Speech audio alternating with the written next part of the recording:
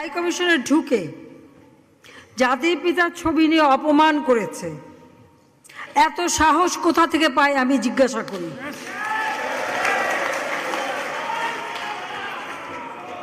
আমি জানি না আমাদের হাই কমিশনে এখন কারা বসেছিল এবং তারা সেখানে কিছুই করতে পারলো না কেন, সেটাও বড় প্রশ্ন। আর আমি আমার প্রবাসী যারা বাঙালি, না আমার প্রবাসী বাঙালিদেরও আমি বলবো যে যারা এই ঘটনাগুলি ঘটিয়েছে তারা চলাফেরা করে না, তাদের দেখেন না। যে হাত দিয়ে জাতির পিতার ওই ছবি নিয়ে তারা ভেঙেছে, তাদের যা উপযুক্ত করা উচিত সেটা করতে হবে। কারণ জাতির পিতার নাম মুছে ফেলার চেষ্টা করা হয়েছিল, তো তারিখ যেহেতু দূরের কথা, ওর বাপ তো চেষ্টা করেছিল এই নাম মুছতে, ওর বাপও চেষ্টা করেছে, মাও চেষ্টা করেছে। তারা কি পেয়েছে নাম মুছতে?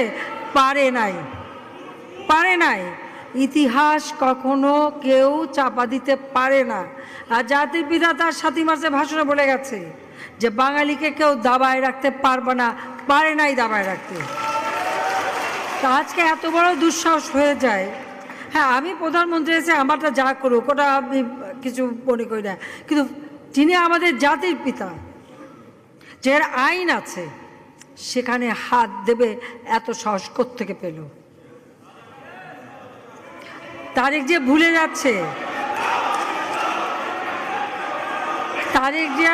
যাচ্ছে যে তার মা দুর্নীতি করে জেলে গেছে।